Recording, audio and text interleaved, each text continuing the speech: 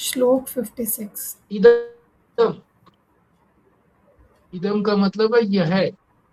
तो जो सामने होता है उसी को तो यह बोलते हैं, जो इंद्रियों से प्रत्यक्ष है।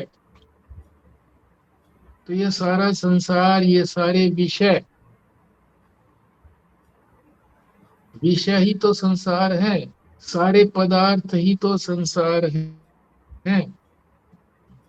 तो ये सारे विषय जो दृश्य रूप से दिखते हैं, यानी दृश्य हैं, दिखते हैं। तो ये जगत जो है ये दिखता है, इसको व्याप्त करके परमेश्वर उसको एक अंश में स्थित रखता है। एक अंश में स्थित है यानी अनुस्यूत है, उसी के अंदर भी अनुस्यूत है, क्योंकि वो कारण है। कारण जो है अपने कार्य में भी अनुस्यूत होता है। जैसे मिट्टी अपने घड़े, सुराही इत्यादि जो उसके रूप बनते हैं, उसमें भी मिट्टी ही अनुस्यूत है। और फिर ये भी कह रहा है कि मैं उसके बाहर भी हूँ। ऐसा ही नहीं है कि केवल उसी उसी के अंदर हूँ। जैसे मिट्टी के बर्तन, खिलौने या जो भी कुछ बना उसी के अंदर हूँ, बाहर नहीं हूँ, ऐसा नहीं है, बाहर भी हूँ। ये बात कृष्ण ने अर्जुन को समझाई कि सारा जगत जो है वो परमेश्वर के एक देश में या एक अंश में, एक भाग में स्थित है, बाहर भी है। यही बात 56वें श्लोक में कही गई है। जो बात 55वें श्लोक में श्रुति ने कही थी, वही बात स्मृति में यानी भगवत गीता के अंदर भगवान श्री कृष्ण ने अर्जुन को कही है। अब इसमें तो कोई चर्चा का या प्रश्न का भी पैदा नहीं होता, क्योंकि श्रुति ने जो बात कही थी उसी का समर्थन जो है स्मृति ने किया है, भगवान कृष्ण ने अर्जुन को बताया है। आगे चलते हैं 57वें श्लोक में। उदाहृत मंत्र, जिसका उदाहरण दिया है मंत्र का,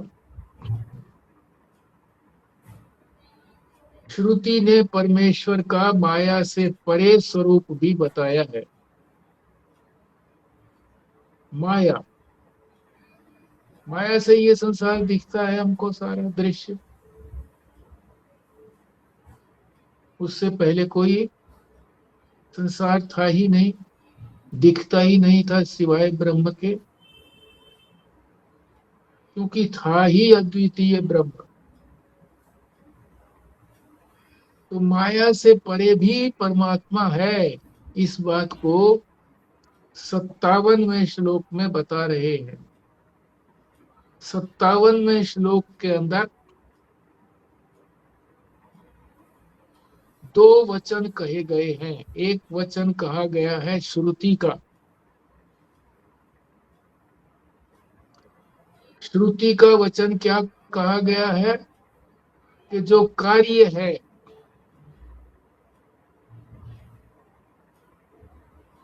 उससे अलग रहने वाला भी परमेश्वर ही है। कैसे कहा है? उससे 10 उंगल ऊंचा रहा, यानी नीचे नीचे ही रहा।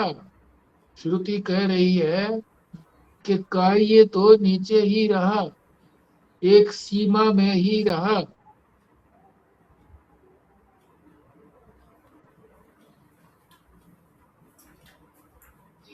जिसको सारा घेर करके परमात्मा ने रखा हुआ है। ये तो श्रुति वचन है कि 10 उंगल ऊंचा रहा। इसका मतलब है कि माया से भी वो ऊपर है, परे है।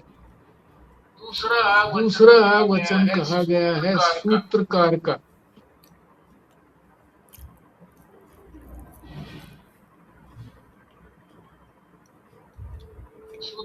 सूत्रकार कौन है? भगवान वेद व्यास। उन्होंने क्या कहा है? उन्होंने भी यही बात कही है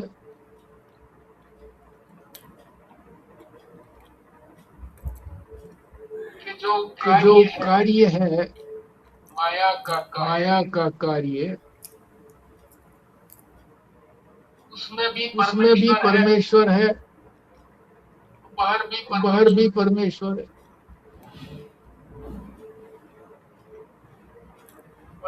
परमेश्वर चारों तरफ से सारे संसार को व्याप्त करके भी 10 उंगल ऊपर ही रहा। ये तो श्रुति ने कहा। और इसी को श्रुति ने पिछले श्लोक के अंदर त्रिपाद 55वें श्लोक में त्रिपादस्यामृत मृतम दिवि क्या कहा? एक पाद से ये त्रिपाद अस्पृष्ट ही रहता है, अछूता ही रहता है। एक पाद से रहता है मगर फिर भी ब्रह्म इससे अलग ही रहता है, छूता नहीं है ब्रह्म, क्योंकि ब्रह्म तो चेतन है और ये जो है ये जड़ है। चेतन का जड़ के साथ क्या स्पर्श है? कुछ भी नहीं है।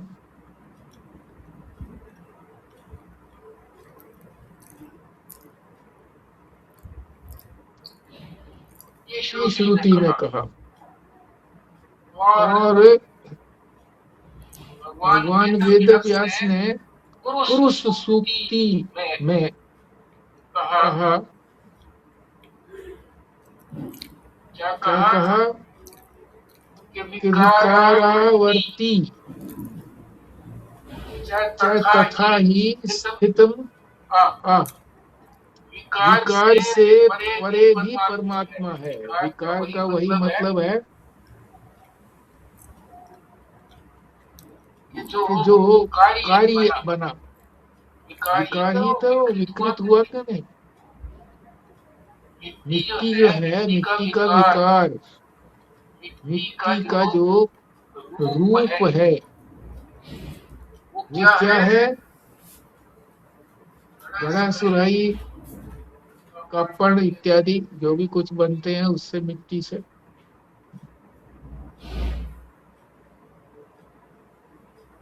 उससे भी परे परमात्मा है, विकार से भी परे परमात्मा है। यानी जो भी कार्य है उससे परे है परमात्मा।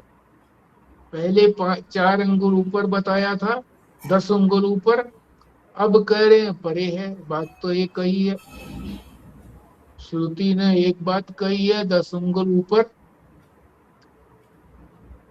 और भगवान वेद व्यास ने भी वही बात दूसरे ढंग से कही है कि ब्रह्म के एक देश में, यानी जो विकार है इस जगत का, यानी जो विकार ही तो जगत है, और क्या है? माया का विकार।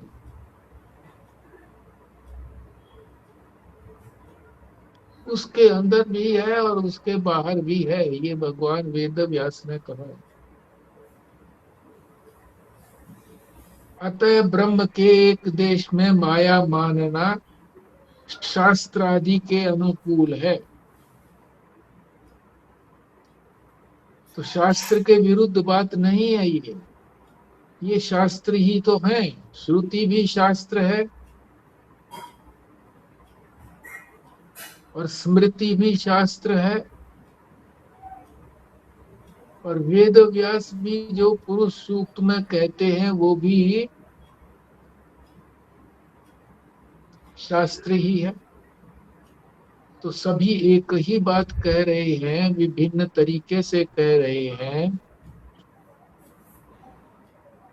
तो ये शास्त्र के अनुकूल ही बात है, उलट नहीं है उसके बाद। यही 57वें श्लोक में कहा है बस। इसमें 57वें श्लोक में श्रुति की बात बताई, और फिर भगवान वेद व्यास की पुरुष सूक्त की बात बताई। श्रुति ने कहा है कि 10 अंगुल ऊपर, भगवान वेद व्यास ने कहा है कि उसका जो विकार है उससे भी परे है। ये 10 अंगुल ऊपर का क्या मतलब है? मतलब नीचे छोड़ दिया ना, एक भाग में उसको छोड़ दिया नीचे, आप उससे भी ऊपर है।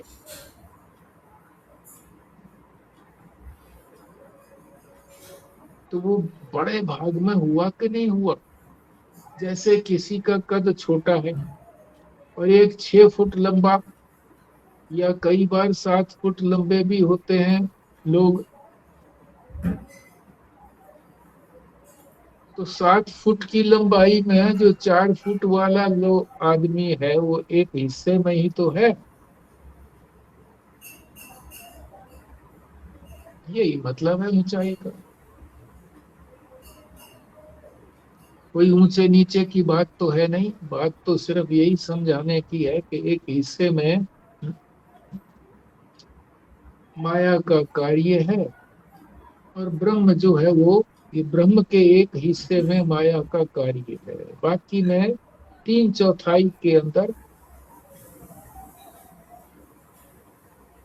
या कई स्थानों पर 10वें हिस्से में माया को बताया है।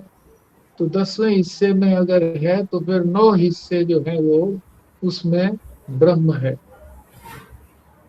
और जो एक हिस्से में ब्रह्म है वो भी जो है उससे छूता नहीं है, छूता नहीं, स्पर्श ही नहीं करता। तो ये 57वां श्लोक हो गया हमारा। ये सब प्रकाश जो है जी, ये भी और ब्रह्म भी और आत्मा भी, सब एक ही चीज है जी। हाँ जी, बिल्कुल एक ही बात है। ब्रह्म जो है वही तो स्व प्रकाश है, उसे किसी अन्य प्रकाश की आवश्यकता नहीं है। जैसे आत्मा, दीपक। हाँ जी, आत्मा भी वही है जी। आत्मा भी वही है, ब्रह्म भी वही है, और स्व प्रकाश जो है, क्योंकि प्रकाश रूप से है ना ब्रह्म, आत्मा प्रकाश रूप से है, इसलिए वो प्रकाश भी है।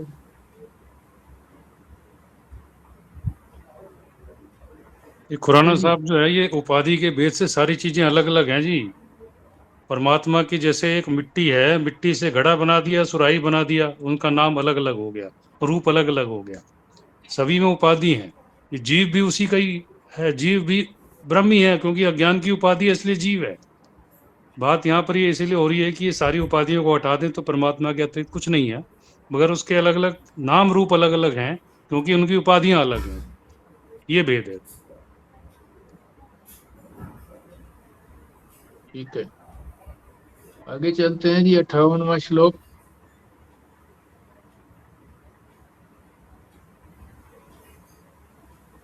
संसार शंका। नजर आ रहा है जी हमको। हाँ जी। ये सारा 1/4 है, कहीं हाँ पर जी। 1/10 है, आप कह रहे कि लिखा है। हाँ जी। हाँ जी, ऐसा ही है। जितनी ये सृष्टि, ये मनुष्य, जानवर, जब पेड़ पौधे पहाड़ सब नजर आ रहे हैं, नदियां, ये सब जो है इसका 1/4 है, एक पाव ठीक। है। ठीक बात है, बिल्कुल ठीक कहा।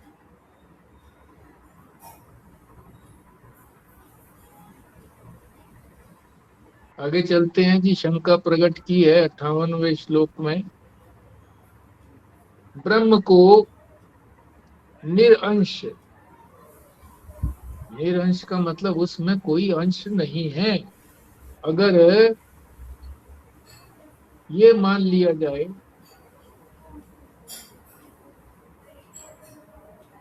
और वेदांती जो है वो ब्रह्म के एक अंश में प्रपंच को बताता है। तो कैसे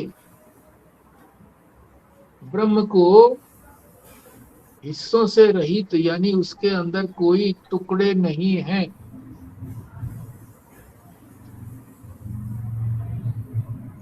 यही तो वेदांत मानता है। वेदांत मानता है कि वो पूर्ण है, अखंड है ब्रह्म, उसमें कोई टुकड़े नहीं है। अखंड का मतलब जिसमें टुकड़े नहीं है, पूर्ण है, देश काल वस्तु से परिच्छिन्न नहीं है, उसको कहते हैं पूर्ण। ये मानता है वेदांत। और फिर उसी ब्रह्म को वेदांती लोग कहते हैं कि ये जो सारा प्रपंच है, संसार है, ये एक अंश में है।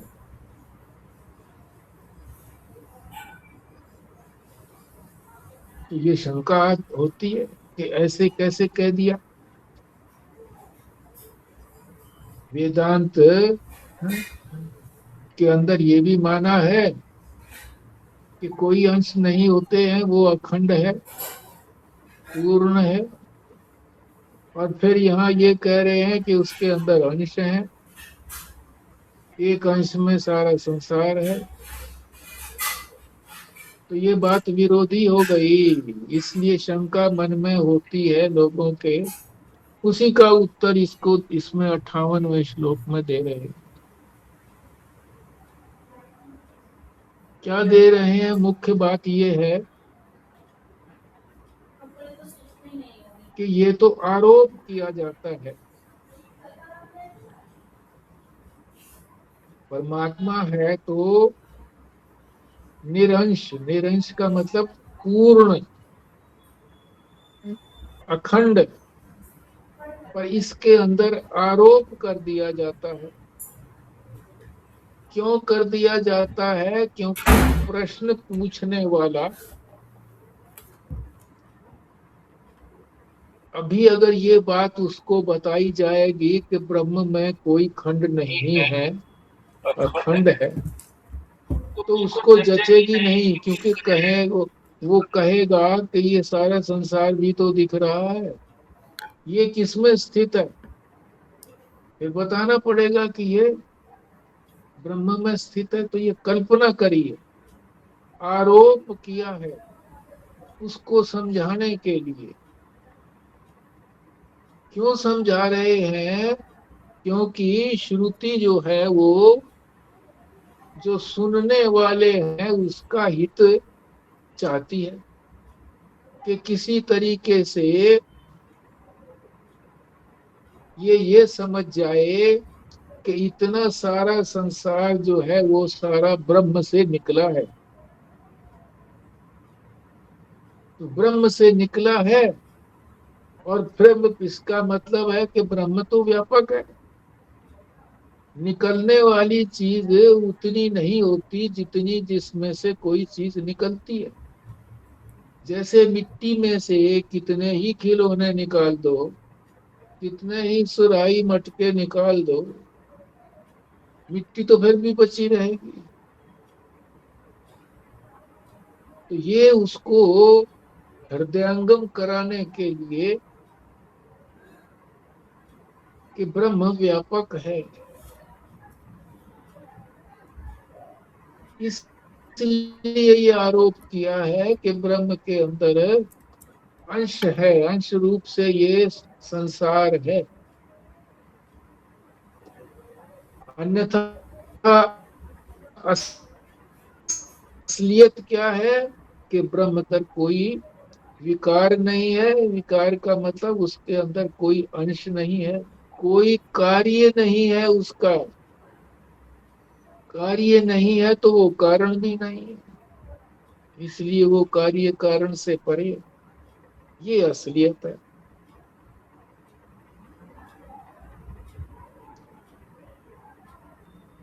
कहती है कि उसको इतनी बात ये समझ में आ जाए कि व्यापक है परमात्मा, उसका मतलब ये सृष्टि हुई, ये भी मतलब नहीं है उसका, श्रुति का, कि सृष्टि हुई, क्योंकि वास्तव में सृष्टि हुई ही नहीं। मतलब नहीं है ये श्रुति का। मतलब तो बस इतना ही है कि उसको समझ में आ जाए बात किसी तरह से,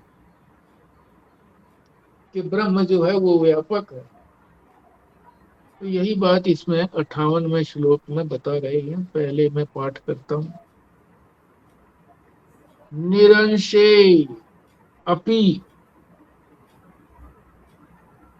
अंशम आरोप्य कृष्णे अशे वेत्ति पृच्छत। पृच्छत माने पूछता है। क्या पूछता है? कि ब्रह्म में अंश, पूछता तो ये है कि ब्रह्म में अंश कहां से हो गए, पर उत्तर क्या देता है?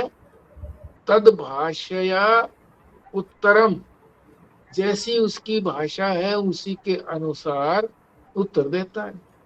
उसने पूछा कि ये अंश कैसे है, तो उत्तर भी वही दे रहा है कि अंश इस प्रकार से है। किस तरह से आरोप किए हैं, है नहीं, आरोप किए हैं।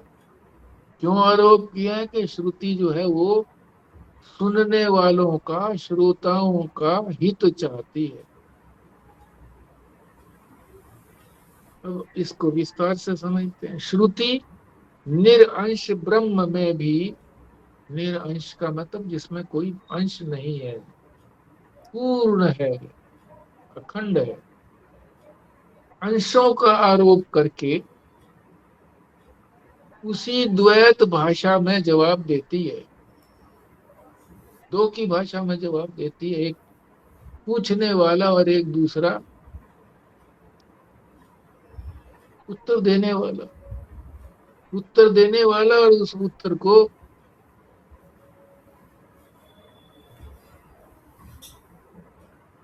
तो जिस भाषा में पूछा है उसी भाषा में उत्तर दे रहा है तो ब्रह्म निरंश, असलियत बता रहे हैं। परंतु निरंश में, निरंश का मतलब जिसमें कोई अंश नहीं है, निरंश का आरोप करके कोई प्रश्न करता है। उसने तो आरोप किया ना निरंश का, उसने आरोप किया क्या? अंश का, कि ये अंश कहां से आ गए। तो प्रश्न तो अंश का ही रहा ना उसका। वो अंश का प्रश्न करता है तो उत्तर भी जो है वो क्या देता है? कि माया सारे में है या उसके एक हिस्से में है। ये प्रश्न किया था उसका, उसने। श्रोता का हित चाहने वाली ये श्रुति है। तो उसने बताया कि ये अंश जो है ये आरोपित हैं, वास्तविक नहीं है। टुकड़े जो बताए हैं वो असल में टुकड़े होते नहीं है ब्रह्म के अंदर, वो तो अखंड है। अविद्या में रहकर संसार दिखता है। जब तक हमारे अंदर अविद्या है तो हमको ये संसार दिखता है। तब हम प्रश्न करते हैं कि सब ब्रह्म रूप है तो हमें संसार कैसे दिखता है।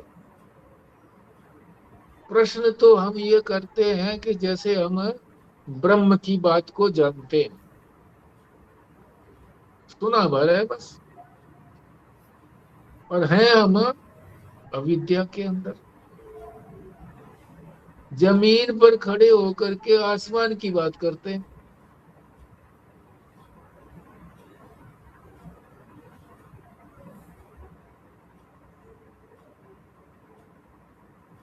इसका एकमात्र जो सच्चा जवाब है वो सुन लो। सच्चा जवाब जो है वो हमेशा लठमार होता है। वो कहते हैं ना,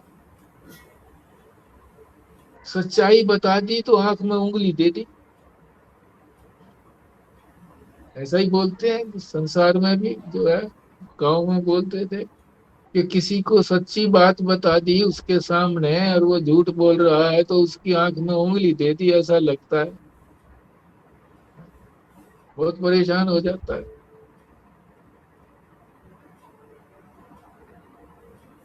क्या है वो लठमार उत्तर? संसार सच्चा है, दिख भी नहीं रहा है। ये जो कह रहे हो कि संसार सच्चा है, तो संसार सच्चा भी नहीं है। न संसार सच्चा है न दिख रहा है, दिख भी नहीं रहा, सच्चा भी नहीं है। हम तो कहते हैं ना कोई चीज दिख रही है यानी प्रतीत हो रही है, तो है नहीं। जिस समय दिख रही है उस समय भी नहीं है। जैसे सांप दिख रहा है, तो जिस समय में सांप दिख रहा है रस्सी में, उस समय भी सांप तो नहीं है ना। प्रकाश करने के बाद पता लगा कि प्रकाश करने के बाद नहीं है, उससे पहले भी नहीं था। अगर होता तो कहाँ चला जाता? यहीं तो खड़े थे हम। तो ये ना संसार है भी नहीं और दिख भी नहीं रहा है, ये तो अज्ञानी को दिख रहा है। पर अगर यही बात बता देता सच्ची, तो शिष्य का हित नहीं होता। क्यों? वो वास्तविकता को समझ नहीं पाएगा कि कैसे संसार जो है अखंड कैसे है। अखंड होते हुए फिर इसमें ये खंड कैसे दिख रहे हैं, तो उसे समझ में नहीं आता। इसलिए श्रुति जो है ब्रह्म के अंदर कारणता का आरोप करती है कि वो कारण है, उसी में से ये निकली है। तो वास्तव में कारण भी नहीं है वो, तो संसार कैसे निकलेगा उसके अंदर से? जगत है, दिख रहा है, ये सब तो कह तो रहे हैं सब लोग। श्रुति जो है उसका तात्पर्य ये नहीं है कि वो यही बात कहे कि हाँ जगत है, इस बात को नहीं बता रही वो।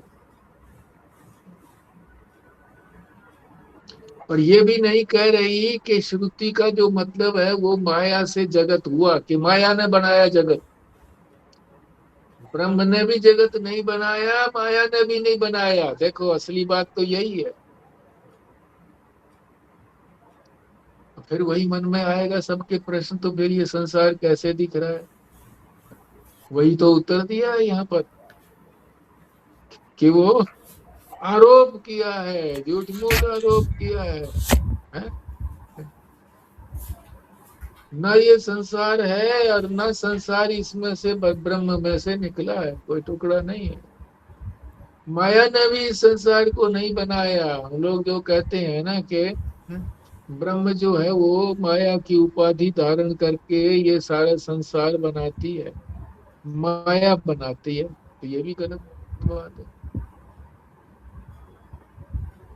श्रुति का मत तो ये है कि अन उत्पन्नम इदम जगत, ये जगत उत्पन्न ही नहीं हुआ, तो दिखेगा कैसे?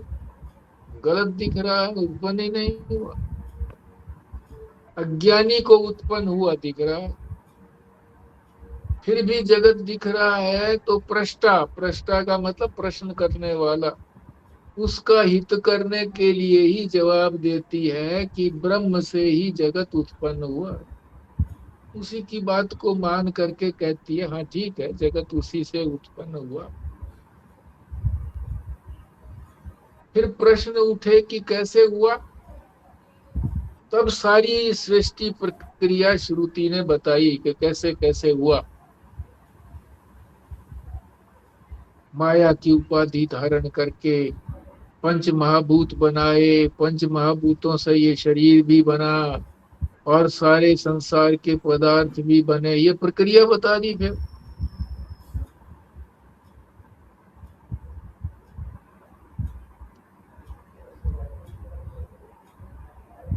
क्योंकि शिष्य जो है वो उसको समझाना, जो व्यवहार के अंदर देखता है वो उसी को तो वो सच्चा मानेगा। तो व्यवहार के अनुसार उसको समझाता है, इसीलिए प्रक्रिया बताता है। ये व्यवहारिक प्रक्रिया है, काम चलाने के लिए है, व्यवहार के लिए ये सारा संसार बनाया है, असलियत में तो है ही नहीं। देखो कितनी बड़ी राहत है कि व्यवहार करते रहो और फिर इसको ये समझो कि ये कुछ है ही नहीं। कर दिया मैंने, हमने व्यवहार, हो गया तो ठीक है, जैसा हो गया वैसा ठीक है। और हम लोग तो ये सोचते हैं कि लड़की का विवाह करना है तो 50 लाख रुपए खर्च करने पड़े, वही पहले से जोड़ के रखो, एफडी कराओ, लोगों से मांग भी लो, अगर पूरे नहीं होते हैं तो क्यों, मांग भी अगले की नहीं है पर फिर भी हमारी इज्जत है। अरे इज्जत तो वो है कि जब अपने स्वरूप को जान लो तो वो सबसे बड़ी इज्जत है। तो व्यवहार है सारा, 50 की बजाय 40 खर्च हो जाए, 30 खर्च हो जाए तो क्या दिक्कत पड़ती है। हम लोगों ने तो 3 लाख में शादी करी थी भाई, अभी भी याद है। अब आप कहेंगे जी उस वक्त जो थी ना महंगाई नहीं थी, तो 3 लाख के तुम 30 लाख समझ लो, इससे ज्यादा तो होने से रही महंगाई। 100वां हिस्सा हो गया, मतलब 10वां हिस्सा लगाओ तो 30,000, और फिर 30 लाख तो और भी ज्यादा हो गया, 100वां हिस्सा से भी ज्यादा लगता है। ये तो भाई हिसाब ही लगाना मुश्किल होता है। तो ये व्यवहार है, जैसा हो गया सो हो गया, इसमें कोई सफलता असफलता नहीं है कि ज्यादा पैसा लगा देंगे तो भैया सफल रहेंगे। दुनिया भर का देते हैं दान दहेज, मोटर गाड़ी सब कुछ देते हैं, कैश देते हैं, फिर भी तलाक हो जाता। कहते हैं जी हमें तंग करता था, लो जी। तो ये सारी चीजें व्यवहारिक हैं, परमार्थ में इनकी कोई कीमत नहीं है। संसार में व्यवहार में समझ रहे हैं इनकी कीमत। तो प्रश्नकर्ता जैसी युक्ति मानता है, उसे जैसा अनुभव हो रहा है उसी का सहारा लेकर पारमार्थिक तत्व का ज्ञान कैसे कराया जाए, इसमें तात्पर्य है। अल्टीमेटली जो संसार बताएंगे वो भी तो इसीलिए बताया जा रहा है कि वो ये बताया जा सके कि संसार हुआ ही नहीं है, पैदा ही नहीं। पहले भी कहा था, चोद्यम व परिहारो व क्रियते द्वैत भाषा। निरंश में अंश की कल्पना श्रुति नहीं कर रही, कल्पना नहीं कर रही श्रुति अंश की। जो तो निरंश है वो तो अखंड है, उसमें खंड की कल्पना थोड़ी कर रही है। शिष्य ने निरंश में अंश का आरोप करके जो प्रश्न किया, उसने खुद आरोप किया है कि अंश कैसे मान रहे हो तुम, तो खुद ही प्रश्न अंश का कर दिया। तो उसी प्रश्न को हल करने के लिए, परिहार करने के लिए कह दिया कि माया उसके एक अंश में है, माया उसके एक अंश में है, ये कह दिया बस। उसी के प्रश्न के अनुरूप जो है उसका उत्तर दे दिया। तो ये 58वें श्लोक का विस्तार हो गया। हाँ जी, आप लोग कोई चर्चा करें।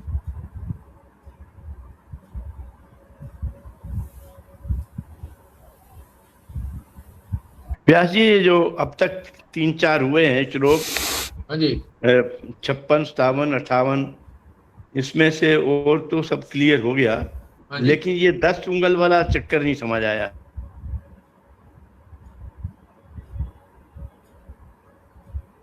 57 में, अच्छा, इसमें क्या चीज क्लियर नहीं हुई?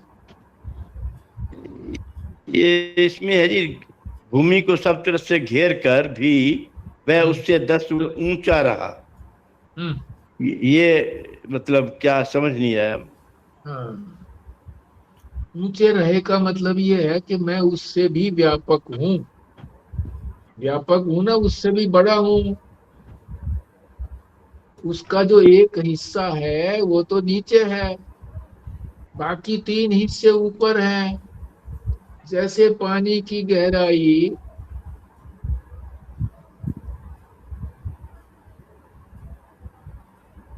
10 फुट है मान लीजिए, तो 2.5 फुट जो है वो 2.5 फुट के अंदर जो है किसी व्यक्ति के गले तक आ जाता है। छोटा कद है, गले तक आ जाता है 2.5 फुट, एक हिस्से में आ गया। और एक आदमी जो है वो लंबा है, तैरना भी जानता है, तो वो 10 फुट की गहराई में भी डूबता नहीं है, यानी वो उससे ऊंचा रहता है। कोई भी उदाहरण अपने आप ही लगा लो, 10वां हिस्सा लगा लो, चौथा चौथा हिस्सा हम लगा ये लो, भी कह सकते हैं ना कि इसमें जो है, चौथा हिस्सा कोई वस्तु है। मैं कह रही थी कि हम ये कह सकते हैं ना, इन शॉर्ट, अगर हम लिटरेरी मीनिंग पे ना जाएं 10 फुट की बात पे, पर इसमें ये कहना चाहते हैं कि ईश्वर श्रेष्ठ है, सबसे ज़्यादा श्रेष्ठ है, सबसे ज़्यादा व्यापक है।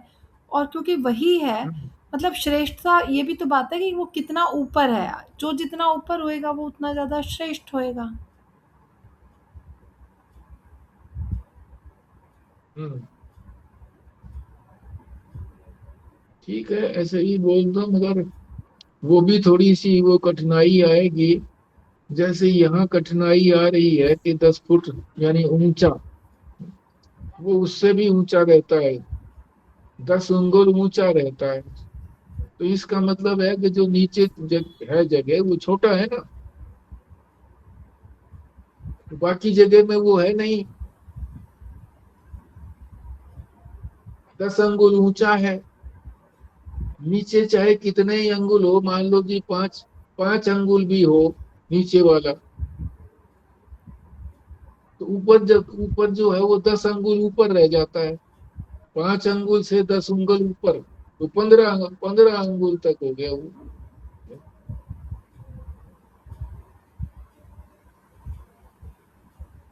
हिसाब नहीं है कि 10 अंगुल ऊपर रहता है, बस ऊपर का यही मतलब है कि वो व्यापक है और वो सीमित है, बस इतनी सी बात है। सीमा कितनी है उसकी, इतनी है। और उसकी जो है व्यापक है, उसके अंदर कितनी सीमा है, वो तो निस्सीम है। और सीमा भी लगाओ तो 10 10 अंगुल ऊपर है उससे, जितना नीचे है कोई, ये संसार नीचा है तो परमात्मा उससे 10 अंगुल ऊपर है, बस इतनी सी बात है, और कुछ नहीं। ठीक है जी।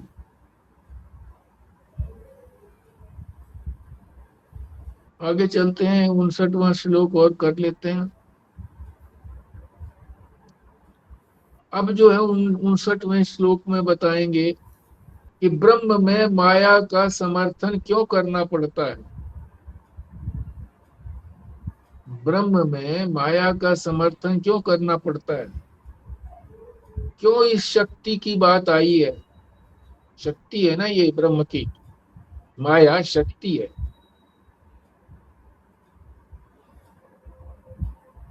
तो ये माया की बात क्यों कहते हैं, शक्ति की बात क्यों कहते हैं, तो ये बता रहे हैं 59वें श्लोक में। किस ढंग से बताएंगे वो देखते हैं अब। जैसे एक भीत के ऊपर यानी एक दीवार के ऊपर रंग जो है ना वो पोत दिए, रंग पहले उसको पेंसिल से चित्र बनाए, जो भी कुछ बनाने हैं, या स्टेंसिल से बना दिया, पेंसिल रख करके। आप जानते ही हैं स्टेंसिल हम लोग रखते ही थे बचपन के अंदर, उसमें खड्डे खड्डे से कटे हुए होते थे। तो उसके ऊपर जब हम रंग फेरते थे हम लोग तो ऐसे भी करते थे कि कागज का ही वो कटिंग बनी होती थी, फूल की, किसी और चीज की, तो वो रख करके अपनी ड्राइंग की कॉपी के ऊपर, और ब्रश लेकर के, जो टूथ ब्रश है, उसको भिगो करके और फिर उसको छिड़कते थे उंगली से। वो जो ब्रश का भाग था उस ब्रश के भाग को टच करते थे, छूते, जोर से छूते थे, तो उसमें से वो निकलते थे जरा जरा से छींटे, बारीक बारीक से। और वो बारीक बारीक से जो थे, वो जो स्टेंसिल के अंदर खाली जगह थी वहां लग जाते, भर जाते थे। ऊपर भी गिरते थे स्टेंसिल के ऊपर, कोई बात नहीं है। नीचे तो चले गए, नीचे तो हमने जो चित्र बनाना था वो बन गया। ऐसे भी होता है। तो पेंसिल से भी कर देते हैं, जो आर्टिस्ट होते हैं उस पेंसिल की भी जरूरत नहीं है, पेंसिल से बनाया। और कई जो ऐसे एक्सपर्ट होते हैं कि वो रंग की ही कूंची लेकर के चित्र बना देते हैं। तो ये उस चित्र के उदाहरण से बात को समझा रहे हैं। दो तरीके से समझाया जा रहा है इस श्लोक के अंदर। एक तो दीवार पर चित्र बना करके, और दूसरा जो है वो पत्थर की कोई शिला है, उस पर खोद करके छेनी से उसको खोद खोद करके उसके अंदर मान लीजिए रामायण की कथा लिख दी। सारी कथा नहीं, कुछ भाग उसका लिख दिया खोद खोद करके, यानी खुद गए वो। ये दो उदाहरण दे करके समझा रहे हैं। कैसे कर रहे हैं देखो। चित्र बने हुए हैं कागज के ऊपर,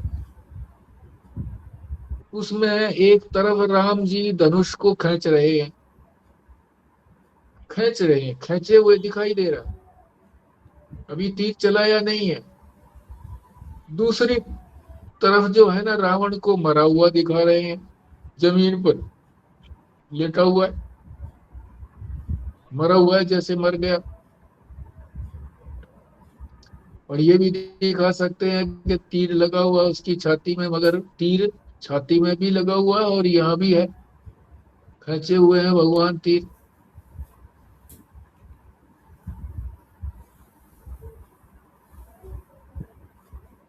तो इसी तरीके से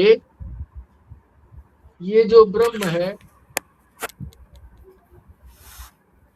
वास्तव में जो ये कागज है ये ब्रह्म है, इस पर कोई परिवर्तन नहीं होता। कागज तो यूं का यूं रहता है। परिवर्तन किसमें होता है? चित्रों में।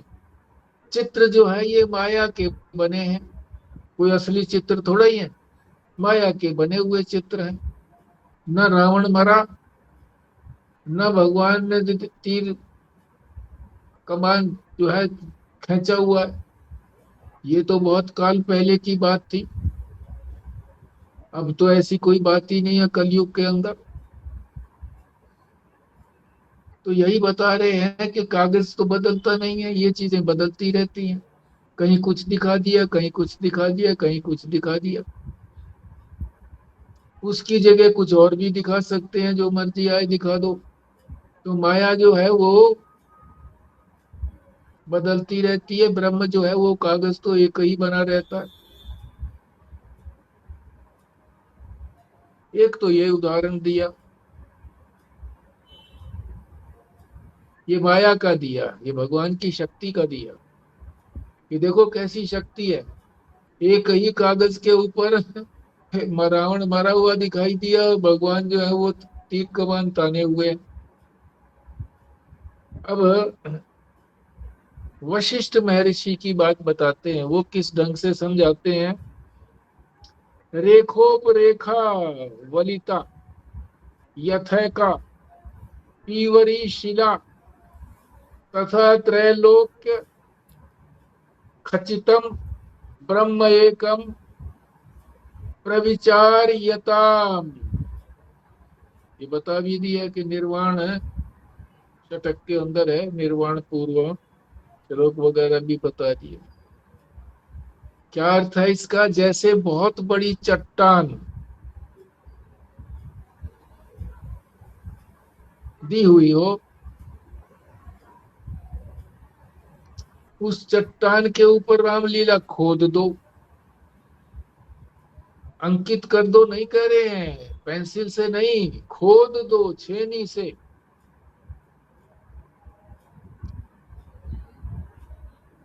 तो है तो वहां केवल शिला ही, खोदने के बाद भी तो शिला ही है, पत्थर ही तो है सारा, शिला।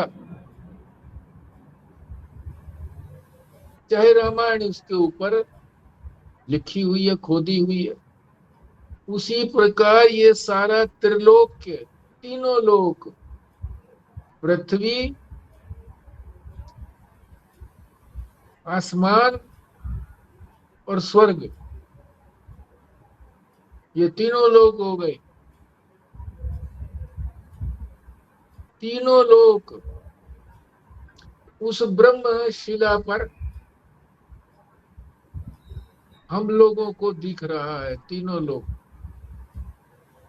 तीनों लोकों की बात कर दो, पृथ्वी के लोगों की बात कर दो, अंतरिक्ष की बात कर दो कि अंतरिक्ष के अंदर जो हमारे जो पायलट लोग गए हुए हैं, वहां भूमि के ऊपर जो चले हैं, वो चित्र दिखा दो, या स्वर्ग का चित्र दिखा दो जो शास्त्रों में वर्णन आता है कि सुख भोग रहे हैं। तो सब इसी शिला के ऊपर ही तो अंकित हो सकता है, खुदा जा सकता है, खोद दिया जा सकता है।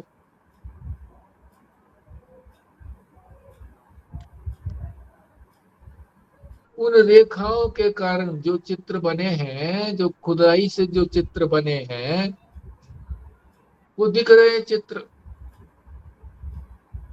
वास्तव में सत्ता किस चीज की है? सत्ता तो शिला की है, पत्थर की है। रामायण की ना करके भागवत के चित्र बना दो,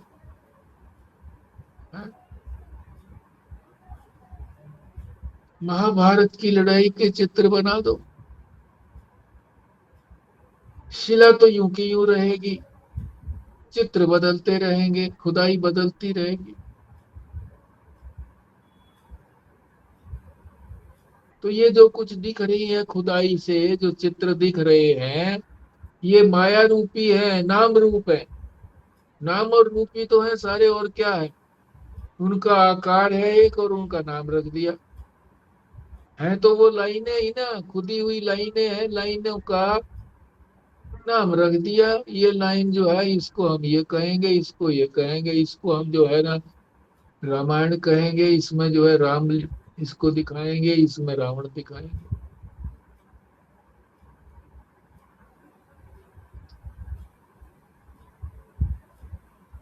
जो राम लिखा हुआ है और जो रावण लिखा हुआ है, वो कोई चीज नहीं है, कोई सच्चा थोड़ा ही है वो तो दिख भर रहा है बस।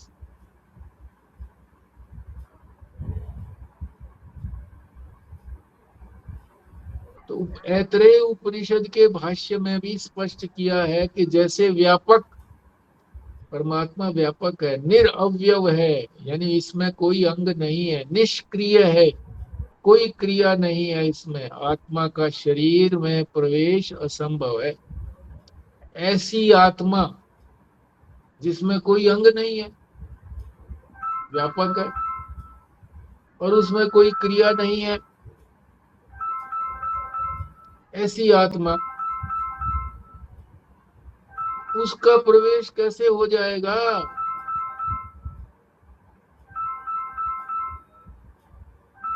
उसके अंदर ये शरीर शरीर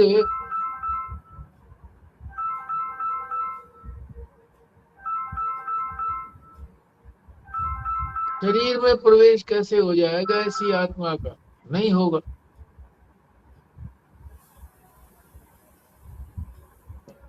इसलिए कहा है कि ब्रह्म से अन्य कुछ है ही नहीं, ये निश्चय हो जाना चाहिए। ये दो उदाहरणों से ये निश्चय हो जाना चाहिए। कौन से दो उदाहरण? एक तो ये कि वो चित्र बनाए कागज के ऊपर, चार्ट पेपर के ऊपर, और दूसरा जो है वो ब्रह्मशिला, यानी शिला के ऊपर जो है वो उसको ब्रह्म कहा है, जो बदलती नहीं है। उसके ऊपर जो खुदाई करी है वो दो उदाहरणों से स्पष्ट हो जाना चाहिए कि ये जो चीजें हैं ये तो बदलती रहती हैं, ये कोई सच्ची होती नहीं है। सच्ची तो ब्रह्मशिला ही है बस। जो शिला है वही ब्रह्म रूप बता दिया उसको। तो श्रुति का तात्पर्य जो है वो माया को बताना नहीं है कि माया से ये सारा संसार बना, माया थी और उससे संसार बनाया, ये नहीं है मतलब। ब्रह्म की निर्विकारता ही उसका प्रतिपाद्य है, कि वो यही बताना चाहती है कि ब्रह्म के अंदर कोई परिवर्तन नहीं आता, उसमें से कोई नाम रूप नहीं निकलते, उसमें से कोई संसार नहीं निकलता, यही बताने का उसका उद्देश्य है। ये 59वें श्लोक में कह दिया। अब आपको कुछ बोलना है तो बोलिए।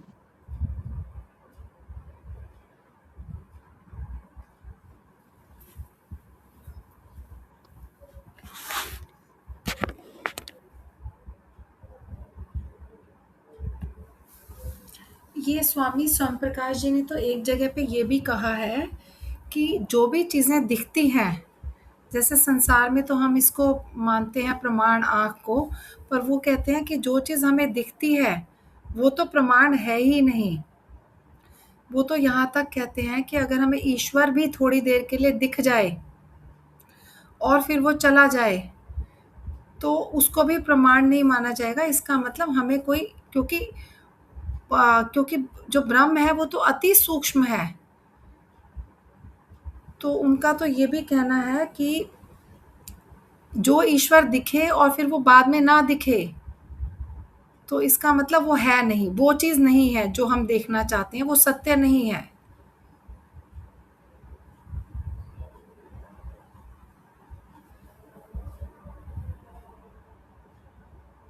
हाँ ठीक है, तात्पर्य तो यही है कि जो ईश्वर किसको कहते हैं, जो माया की उपाधि धारण करता है।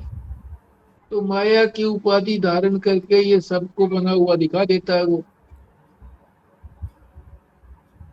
है तो वो ब्रह्म ही है, तो वो व्यापक ही।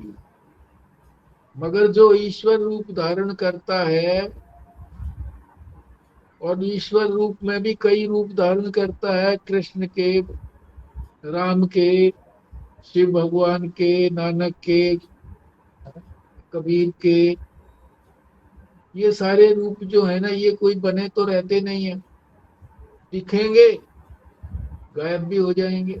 इसीलिए तो सारी गोपियां जो थी ना वो कृष्ण जब चले गए, अंतर ध्यान हो गए, अंतर्धान, ध्यान नहीं अंतर्धान हो गए, तो वो छुप गए, यानी आंखों से परे हो गए, तो वो तड़पती रही।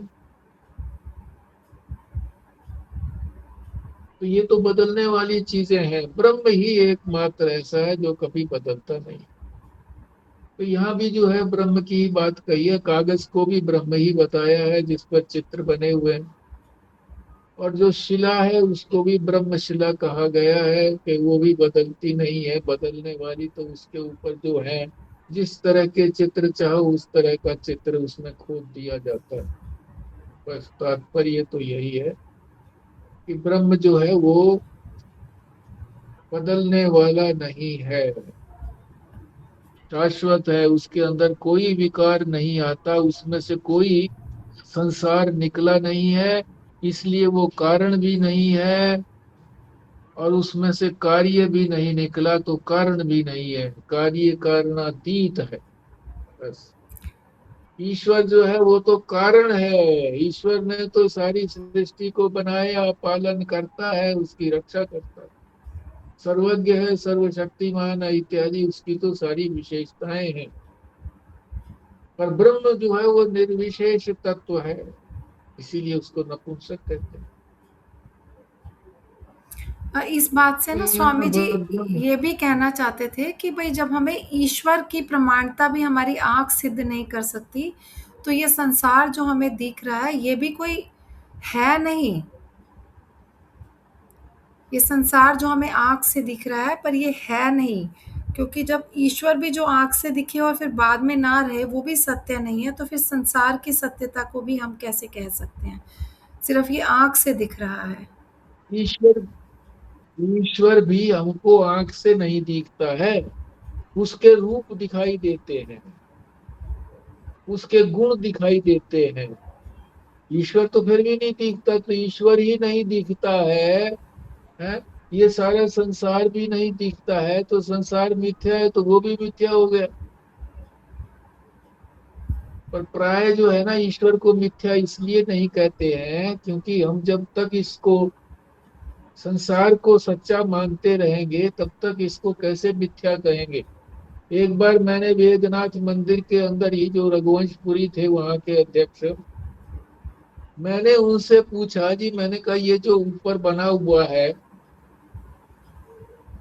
पंचमुख शिव, 5 मुखों वाला शिव था, वहां जल चढ़ाते थे, पूजा करते थे, तो मैं कहा इसकी पूजा काहे को करते? तो उन्होंने कहा कि जब तुम अपने शरीर को मैं मानते हो, शरीर की पूजा नहीं करते क्या? खाना पीना नहीं देते क्या? इसको नहलाते धुलाते नहीं हो क्या? तो जब तक इस शरीर को मैं मानते हो तब तक उस शिव भगवान को, चाहे 5 मुखी भगवान हो, चाहे 1 मुखी या त्रिमुखी भगवान हो, उनको मानना चाहिए। ये बात मुझे आज तक याद है। बिल्कुल ठीक बात है।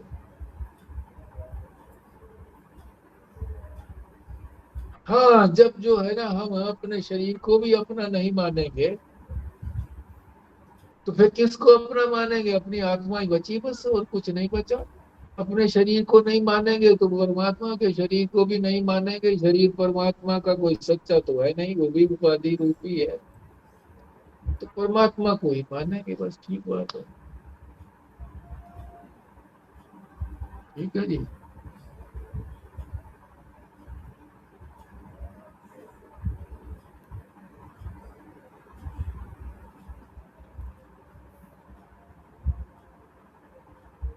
हाँ जी,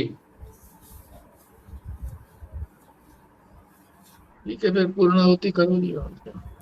जी, स्वस्तिक करेंगे पूर्णाहुति। ॐ पूर्णमदः पूर्णमिदं पूर्णात् पूर्णमुदच्यते पूर्णस्य पूर्णमादाय पूर्णमेवावशिष्यते। ॐ शान्तिः शान्तिः शान्तिः। नारायण नारायण। नारायण नारायण।